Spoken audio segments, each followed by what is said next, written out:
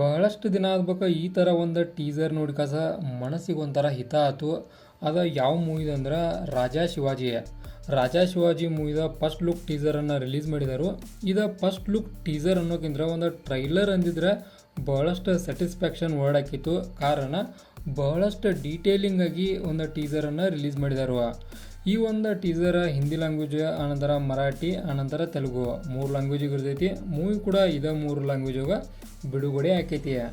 ಇನ್ನು ಈ ಮೂವಿ ಒಳಗೆ ಆ್ಯಕ್ಟರ್ಸ ಆನಂತರ ಎಲ್ಲವನ್ನ ಡೀಟೇಲ್ ಆಗಿ ತಿಳ್ಕೊಳ್ಳೋದಾದ್ರೆ, ಈ ಮೂವಿ ಒಳಗೆ ಮೇನ್ ರೋಲ್ ಅಂದ್ರೆ ಛತ್ರಪತಿ ಶಿವಾಜಿ ಮಹಾರಾಜಾಗಿ ಒಂದು ರಿತೇಶ್ ದೇಶ್ಮುಖ್ ಅವರ ಅಭಿನಯವನ್ನು ಮಾಡತ್ತಾರೋ. ಅವರಿಗೆ ಒಂದು ಸಪೋರ್ಟಿಂಗ್ ರೋಲ್ ಒಳಗೆ ಜೆನೇಲಿಯಾ ಡಿ ಇಬ್ಬರು ಕೂಡ ಒಂದೇ ಇದ್ರವ್ರದಾರು. ಇಬ್ಬರು ಕೂಡಿ ಈ ಒಂದು ಮೂವಿ ಒಳಗೆ ಡೈರೆಕ್ಟ್ ಕೂಡ ಮಾಡತ್ತಾರೋ. ಆನಂತರ ಮೂವಿ ಒಳಗೆ ಮೇನ್ ರೋಲನ್ನು ಕೂಡ ನಿಭಾಯಿಸತ್ತಾರೋ. ಇದು ಮಾತ್ರ ನನಗೆ ಭಾಳಷ್ಟು ಸರ್ಪ್ರೈಸಿಂಗ್ ಮೂಮೆಂಟ್ ಅನ್ನಿಸ್ತು. ಆನಂತರ ಇನ್ನಷ್ಟು ಮಾತಾಡೋದಾದ್ರೆ, ಆ್ಯಸ್ ಅ ವಿಲ್ಲನ್ ಕ್ಯಾರೆಕ್ಟರ್ ಆಗಿ ಸಂಜಯ್ ದತ್ ಅವರ ಆಬ್ವಿಯಸ್ಲಿ ಎಲ್ಲ ಮೂವಿ ಒಳಗೆ ಅವರೇ ಇರ್ತಾರೋ. ಈ ಮೂವಿ ಒಳಗೆ ಕೂಡ ಅವರ ಅದಾರು. ಆನಂತರ ಇದೊಂದು ಏನು ಹಿಸ್ಟಾರಿಕಲ್ ಮೂವಿಗಳು ಇರ್ತಾವೆ, ಇವು ಭಾಳಷ್ಟು ಗ್ರಿಪ್ಪೇಬಲ್ ಸ್ಟೋರಿಯನ್ನು ಒಳಗೊಂಡಿರ್ತಾವೆ. ಈ ಸ್ಟೋರಿಯನ್ನು ಕೇಳಿರೋ ಸಾಕ ಒಂಥರ ಮೈ ರೋಮಾಂಚನ ಆಕೈತಿ.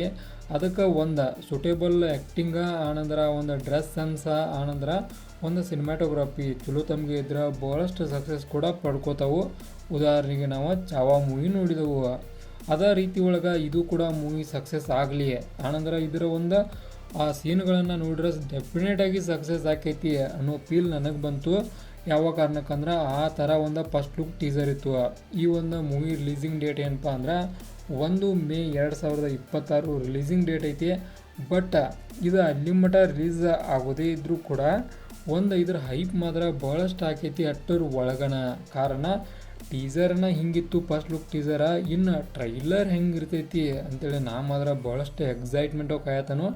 ಕಾರಣ ಇದು ಒಂದು ಮೂವಿದೊಂದು ಥೀಮ.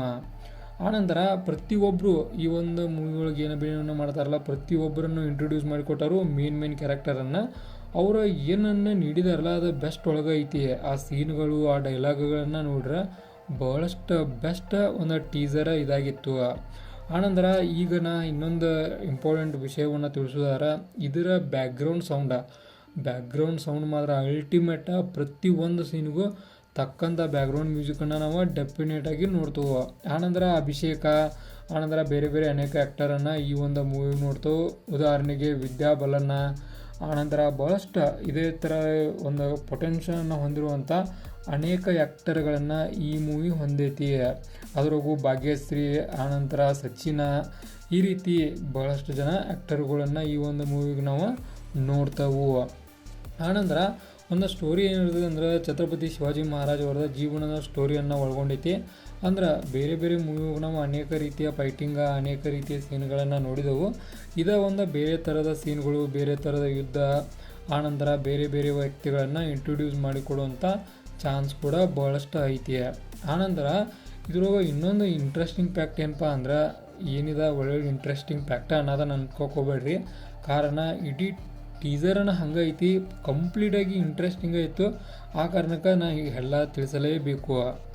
ಏನು ಇಂಟ್ರೆಸ್ಟಿಂಗ್ ಫ್ಯಾಕ್ಟ್ಪ ಅದಂದ್ರೆ, ನಮ್ಮ ಒಂದು ರಿತೇಶ್ ದೇಶ್ಮುಖ್ ಅವರು ಆ್ಯಕ್ಟಿಂಗ್ ಮಾತ್ರ ಹೇಳ್ತಾನೆ ಇದ್ರೊಳಗೆ ಟಾಪ್ ಕ್ಲಾಸ. ಈ ರೀತಿ ಮೂವಿ ಒಳಗೆ ಯಾವುದೂ ಮೂವಿ ಒಳಗೆ ಅಭಿನಯವನ್ನು ಮಾಡಿಲ್ಲ ಅವರ. ಇದೊಂದು ಹಿಸ್ಟಾರಿಕಲ್ ಟೈಪ್ ಮೂವಿ. ಅವ್ರನ್ನ ನಾವು ಆಬ್ವಿಯಸ್ಲಿ ಕಾಮಿಡಿ, ಆನಂತರ ಬೇರೆ ಮೂವಿ ಒಳಗೆ ನೋಡ್ತೇವೆ. ಈ ಥರ ಒಂದು ಹೊಸದನ್ನು ಟ್ರೈ ಮಾಡ್ತಾರೋ. ಇದು ಒಂದು ಅವರಿಗೆ ಸಕ್ಸಸ್ ಕೊಡಲಿ ಅನ್ನೋದು ನಮ್ಮ ಆಶಯ ಕೂಡ. ಓಕೆ, ಇದು ಮಾತ್ರ ಟಾಪ್ ಕ್ಲಾಸ್ ಒಳಗಿತ್ತು. 2 ಮಾತಿಲ್ಲ, VFX ಕೂಡ ಹೈ ಲೆವೆಲ್ ಇತ್ತು.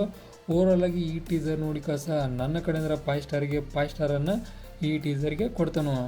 ಇದಾಗಿತ್ತ ರಾಜಾ ಶಿವಾಜಿ ಮೂವಿದೊಂದು ಅಫಿಷಿಯಲ್ ಟೀಸರ್ ರಿವ್ಯೂ.